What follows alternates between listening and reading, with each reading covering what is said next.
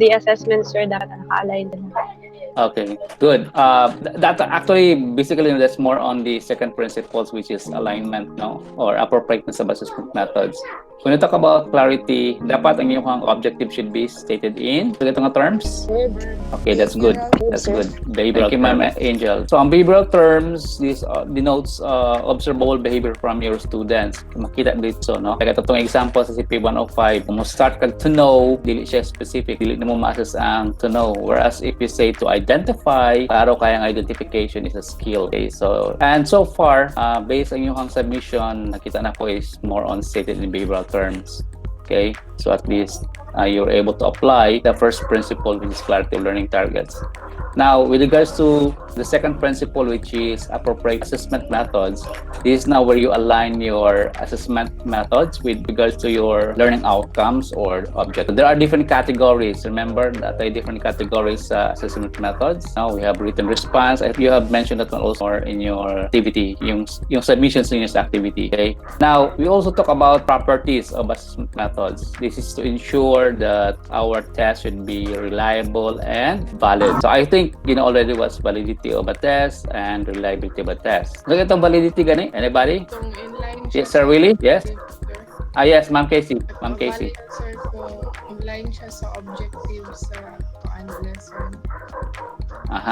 Valid. Okay, validity of the test. What else? Yes, sir, James. For me, sir, validity must be connected to the lesson. Okay, similar as mentioned by Ma'am Casey, no? What else? Isa ba tingin about sa validity of the test? Sir, if it measures what it intends to measure. Okay, that's good, Ma'am Jenny. If the test has the ability to measure what it intends to measure, then the test is valid. Now, for example, ang imong test is all about identifying the parts of the digestive system. So, yung content mo sa test mo is more on identification. Okay, so ang yung purpose, ang yung intention is to assess yung objective, which is identifying. Okay, klaro ba? So, if that test really measures what it intends to measure, then the test is valid. And basically, if the test is valid, it is reliable. Okay, mo man nato ang common, no, understanding before sa ato ang CPE 105. So, kung ang test valid, then it is assumed that it is reliable. However, if the test is reliable, it is not necessarily valid. So, when we talk about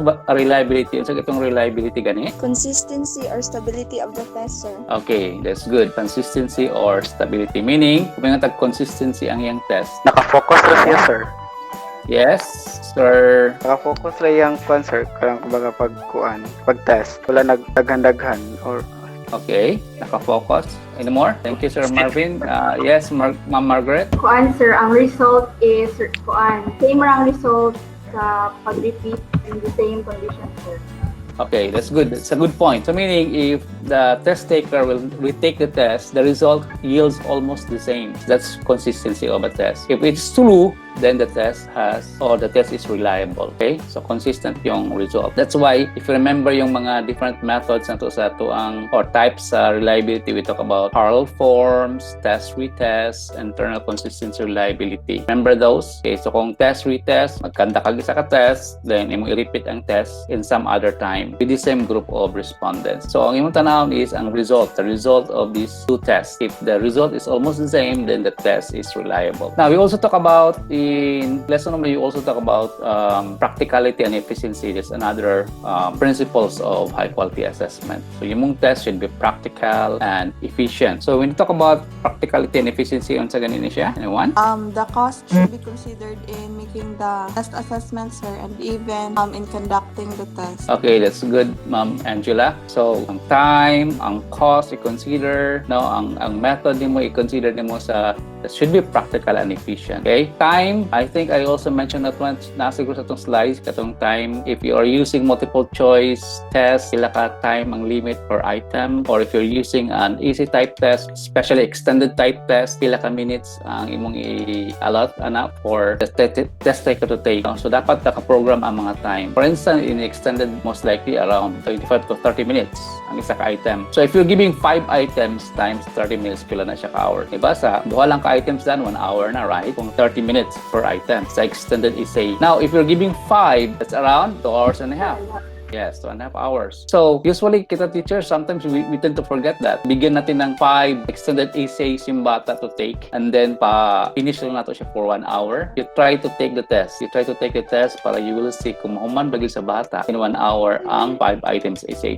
So, time is very, you have to consider time also. That's practicality and efficiency of your test. Okay? Very important yun, ha? And what else? We also talk about ethics, right? Principles of high quality assessment. So, what did you say about ethics? Anyone? It should not manifest discrimination or even ng mga racial discrimination, sir.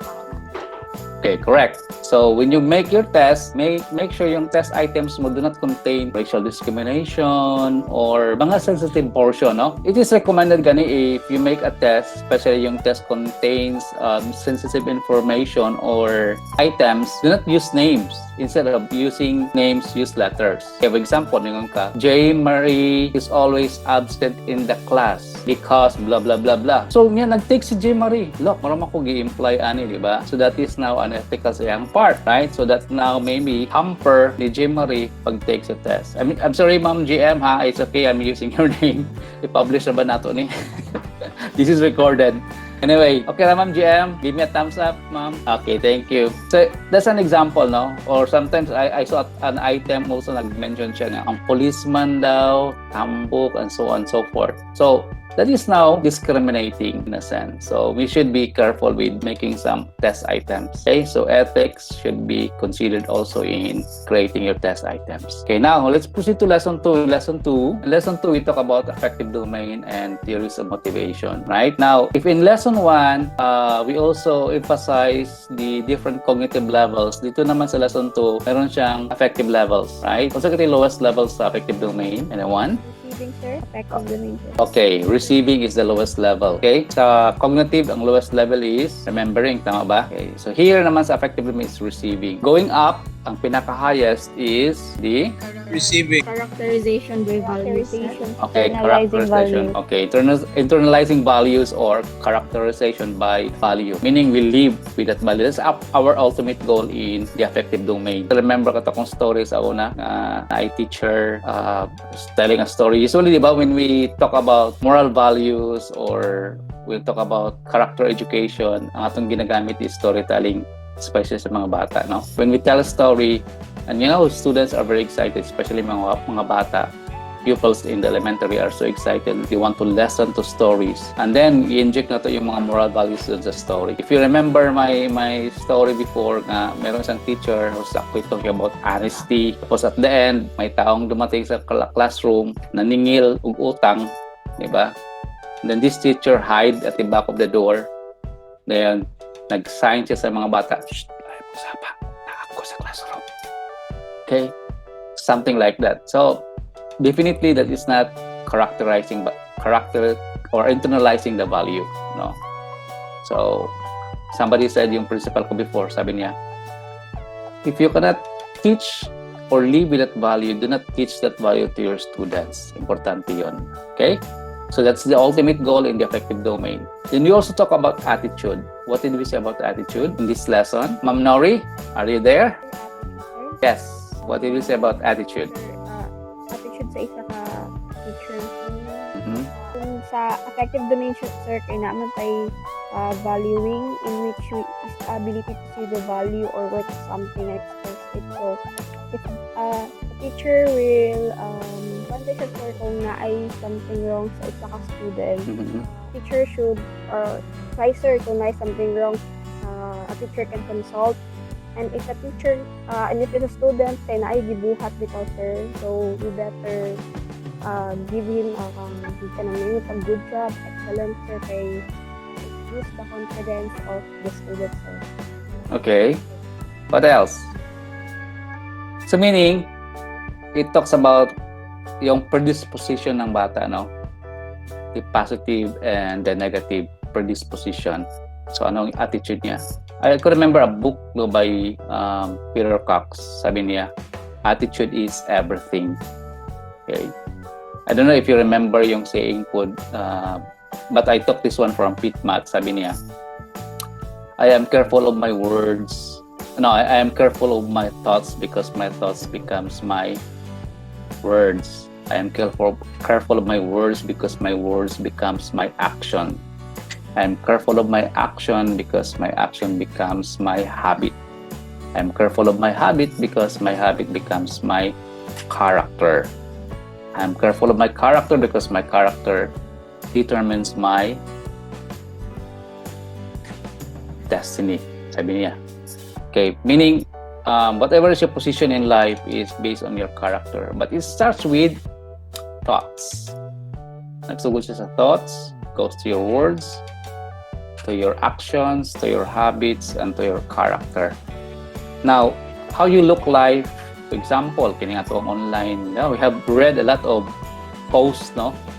Na dagan kayo against atong online class because we have limited budget. That's true naman. But sometimes how we look at the glass, kita mo itong exercise itong nga na glass, nga na half, na tubig siya, half lang. How do you look at that glass? Half full ba or half empty? So the way we look at it is our predisposition. Could be positive or negative. Okay, that is very important also in learning our students kasi part is affective domain. So when we give also our learning tasks to our students, ano ba kaya ang predisposition ng bata? Negative ba kaya or positive? Okay, so we take that one also, we look at that one. Now, example, sa yung survey, I have also read your survey, meron nag-mention doon na limited ako ang internet. However, positive pa rin yung approach. Okay? So you don't try to make those negative experiences hinder you in pursuing or finishing the course. So that's very important. That's how you look at yung outlook niya sa life. Okay? So attitude is also important. Kailangan natin, why we study that one? Because it affects how our student think. Okay? Now, we also talk about different theories of motivation. So what will you say about motivation? Anyone?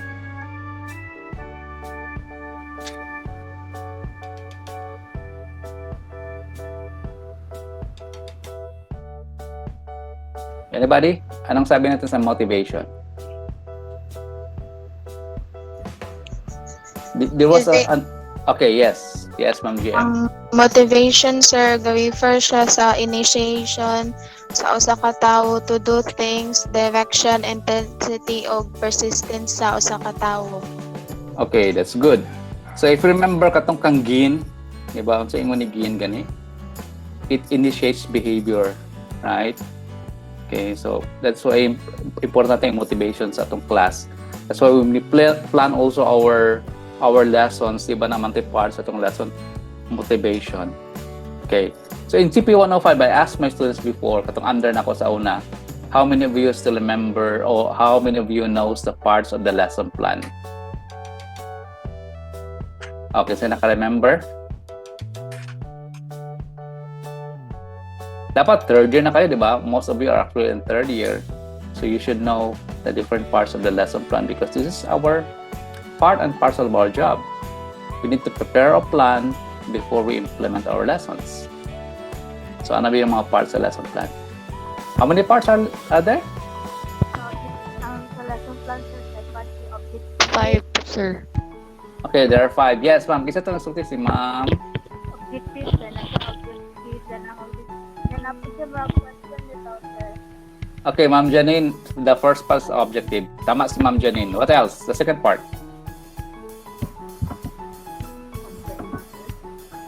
Yes, Ma'am Margaret, subject matter, that's correct. Part 3?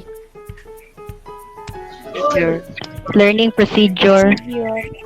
Okay, the procedure, the learning procedure. 4? Evaluation.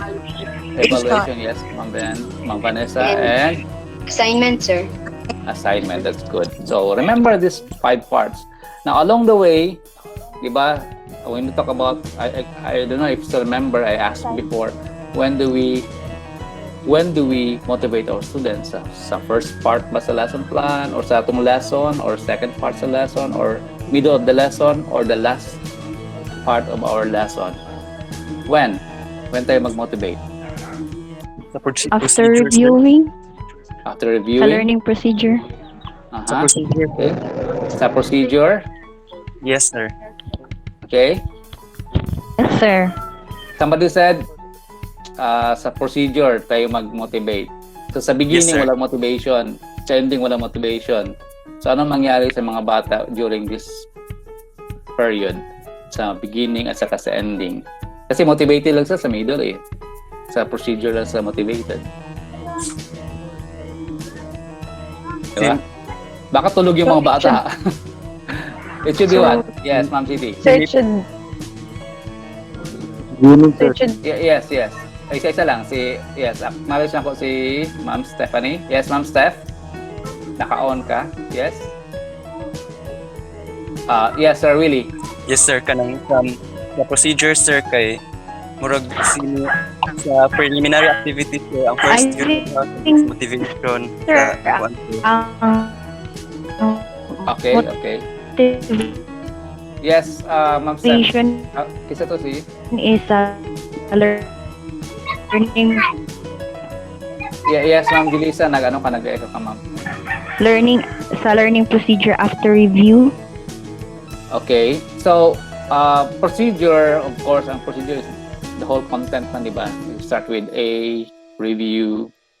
B is probably your preparatory skills. Then start with the lesson proper. Now, entirely is dapat motivated yung bata. Now, when you start your lesson, dapat you inject na your motivation until the end of your lesson. Okay, dapat motivated siya throughout for the entire lesson proper, or sa lesson entirely sa imong lesson. Dapat nandoon yung motivation.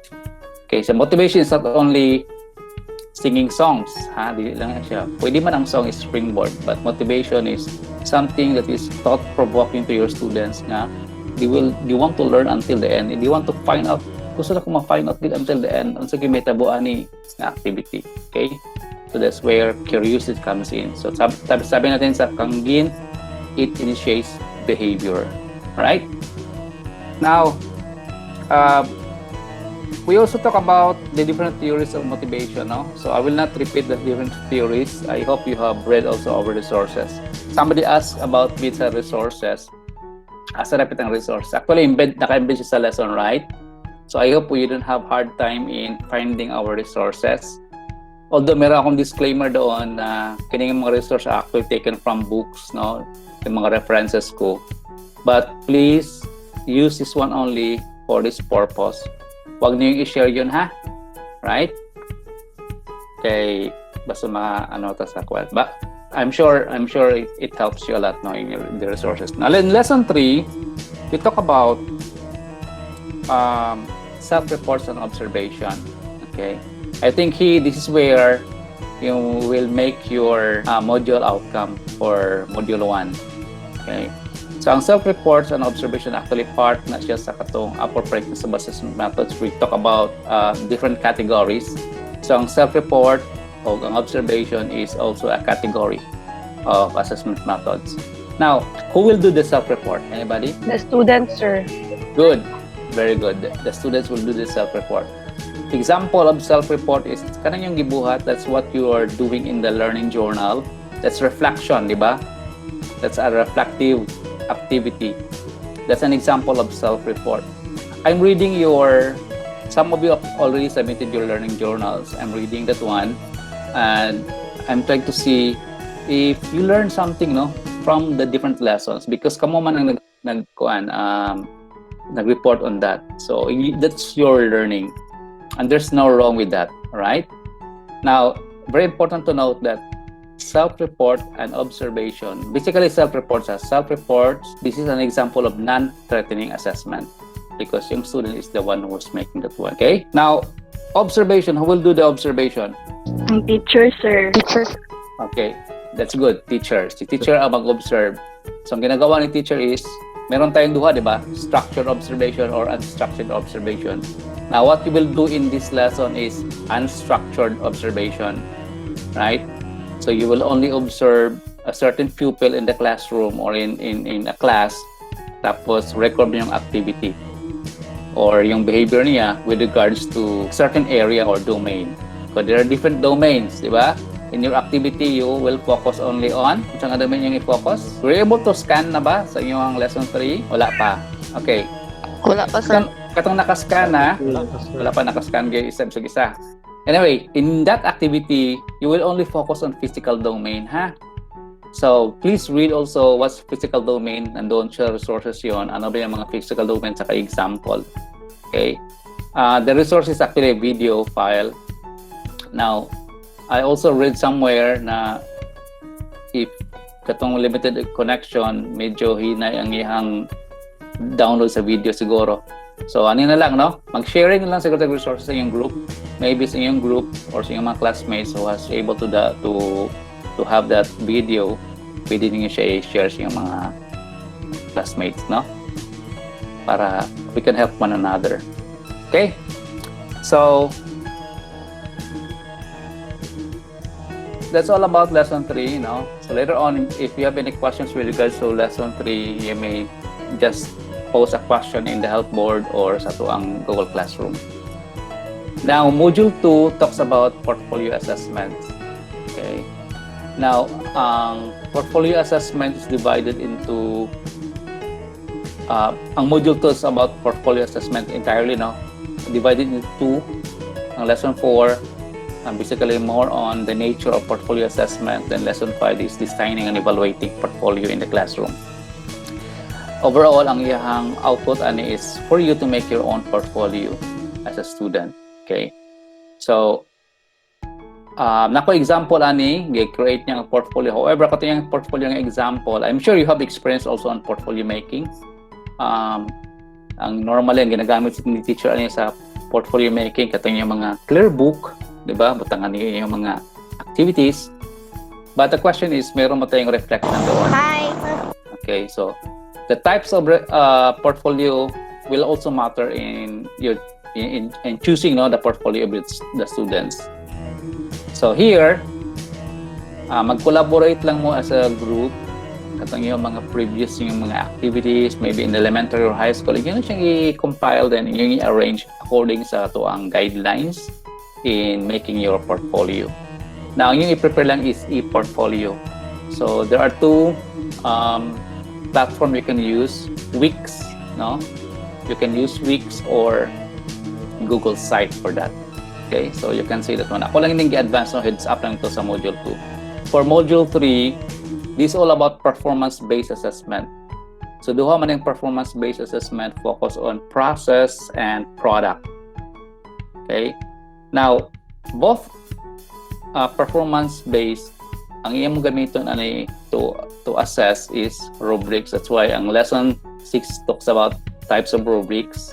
Unsa nga rubric ang gamiton to assess my process or my product. So product, example ang mga projects, no, mga concrete outputs. Ang process katong yung makita nimo nga i-demonstrate sa bata, no?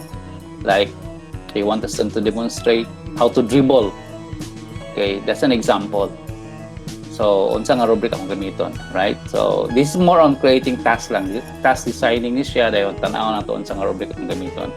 Okay? So, muna heads up na to sa ato ang module 3. Okay?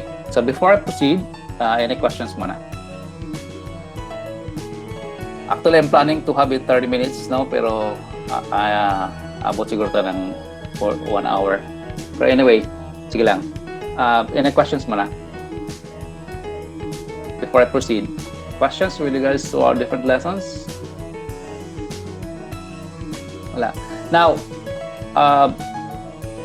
kadong mga those resources I placed in our lesson activities, those are essentials, no? Essential kasi ato mangi-determine. I read somewhere in the survey nga i-moderate lang unta nato nga to ang activities. Yes, tama siya. Actually, i-moderate na siya kay in the real gid sa ato sa regular classes, these are around 13 lessons. No, ako naging siyang i-compress ang lessons, combine tanan. Okay? So kay tagsa gid siya, taas kini siya. Ato lang i-compress, ato lang kita na ang essential. So basically, ang main gid pinakadakuan ay there are 3 main outputs sa module 1, module 2 and module 3. Okay? Anyway, let's help one another. Kung may questions, sulti lang gid niya because I cannot tell unsa yung need, right? So just tell me lang yun. Be open to me, ha? Okay, then if you have also questions with regards to activities, just tell me so I can also guide you along the way. Right? So kaya di man ta per me good mag Google Meet or mag virtual conference, no? So this is more on self-learning. And somewhere also in the survey, somebody asked, Sir, ato ang time ba, basod mahadlok mi nga mag-lump at the end. Tama yun. No, that's why, if you have time, kasi self-paced man siya, so according to your speed, no? According to your, kung saan niyo pag-accomplish ang task. And that's how also you collaborate with your groups. So, depende sa inyo yan. So if you're able to, I've seen 2 groups already, no, nag-submit na silang lesson 1 activities. So that's good. Para di po siya walam. So ang kanang part is at your end already, ha? Okay. Now, let's proceed to the learning activities. Ang learning activities actually is learning journals, ang discussion board, o katuwing collaboration sa group, right? Now, as I've mentioned, this one is learning journal is actually a self-report, or that's your reflection on every lesson. It's also a formative assessment, and it supplements, no, in your learning sa course. So dito na ko makita kung how far you have deeply learned the lessons. So akong ginag-emphasize nga independent learner gid ani, now we are trying to develop our 21st century skills. Part of that is becoming an independent learner. Okay? So, narabat na nag-mention nga, somebody mentioned also in the survey na mas ganahan sila mag-meet per me. I love to, pero I also consider your end, no? Pareha man ta. So, ang ato ang connection, and it consumes a lot of load actually. Tama ba? Anyway, so, do you have any questions with your collaboration? There's another tool that you can, it consumes lang smaller bandwidth. Kaya yung testimony ng isang teacher, for 3 hours, 60 lang Mbps lang na-consume, no? That's very minimal. Ang gigamit na is Discord. D-I-S-C-O-R-D. So you can use this one sa yung group. Mas less siya bandwidth. No, na siya video, screen sharing, group chat, and pwede po siya SMS. Okay, so you try that one sa iyong group. Maybe you can use that one. At least, lower yung consume. Okay, then, mayroon tayong summative assessment. Right? The summative assessment is actually multiple choice test. Tapos 50 items lang to, ha? And it should be taken at the end of the course, maybe at the end of the last week of October, kasi until October 31 lang tayo. Duration is 2 hours for this exam. Now, my question is, kasi it was suggested, no, dapat meron tayong self-exam browser. Okay. Now, I would like to know lang to all of you, especially yung nandito, no, how many of you are taking the exam using your cell phone? And how many of you are taking the exam using laptop or desktop?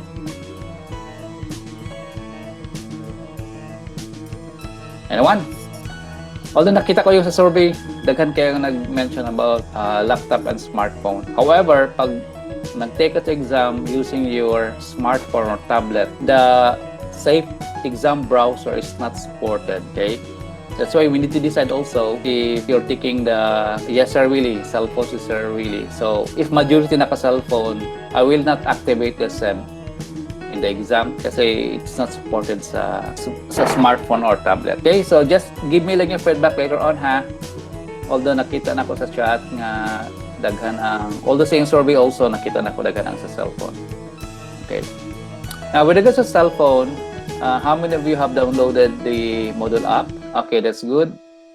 So katong wala naka-download sa Moodle app, try to download kay mas dali siya na makita ninyo ang mga resources o ang iyong course activities. Alright? Now, other matters, okay, ang survey is actually, the purpose of the survey is para makita nato, no, ang need, yun, ma-assess nato ang needs sa mga students. Right? Dali. So, ang pinaka-concern nga ito is ang atong internet connection. Majority, you're using mobile data and limited ang connection. Napo yung ba na stable? Pero mas daghan gid no? Based sa result. Then, ang kaning lack of learning resources, remember, dili siya lack actually. Essential lang akong gibutang lang. Essential learning lang resource ang gibutang sa ito ang online because we're gonna put everything that tapos 9 weeks lang tayo. Okay? Remember, sa original nato is 18 weeks bin siya na course. So, atong gi-shorten. So, we just look at the essential outcomes na maggamit gid niyo usable in your journey in the teaching profession. So, I hope nakuha na to ni siya. And if you have problems kato mag-surf sa net, sa Molly, na may problem mag-surf sa Molly, katubitang about the course. Okay, if you have browsed about the course, sa ending part adto na to siya guide, no? I-click lang yung mga buttons. Example na kay problem how to manipulate the different activities sa Molly, nata guide ana, which is actually prepared by myself. So just browse to one. Some of that will be answered by those resources. Then, okay, the only possible way that I can assess you, along the way sa course is sa health board lang yun. Now, if you have any questions with regard to activities, unsaon ni siya, go to the health board, post that one. I will try to answer that one. Okay. Then, there's also a question kung necessary mag-join sa Google Meet. Okay? Siguro you can answer this one. Now, any one of you can answer that one kung necessary ba, required ba mag-join sa Google. Maybe somebody would say, dili siya required but necessary. So, kayo na mag-answer doon, ha? And, okay, yun sa pamanam. So, time spent, make sure lang 6 hours a week man ang atong allotted time for each lesson. So, kaya na mag-budget. Sabi ko, it's self-paced. I think we're done. So we have already recapped the different lessons. Lesson 1, Lesson 2, Lesson 3. Then I also tackled our learning activities in this course. So any questions now? So open forum na tayo. May I request Ma'am Casey to moderate, Ma'am Casey? Ay, sir? Okay. Pwede ko-answer ang share screen kung wala na next slide. Pwede man ko na ako makita ng ubang screen dire. If na may questions guys, kay raise lang inyong hand kung on yung camera or pwede ra pod mo storya sa audio. Wala may questions, sir. Okay, wala questions? Okay, pictures ata on your cam. Okay, ready? Ma'am Casey, pag-picture po di, Ma'am Casey, ha? Okay, so wala nang questions, class. Teachers, thank you for coming. Mag-post lang tayo if we need to have, VM, mag-virtual meet po ta. I will just post again. Except for the whole term, So maybe at the end, siguro, we'll have another virtual meet. Okay? So good luck and thank you for coming. I'll see you next time. Thank you, sir. Bye-bye. Thank you, Thank you, sir. sir. Goodbye. Tayo sa time, sir. Thank you, sir. Yeah. Bye-bye.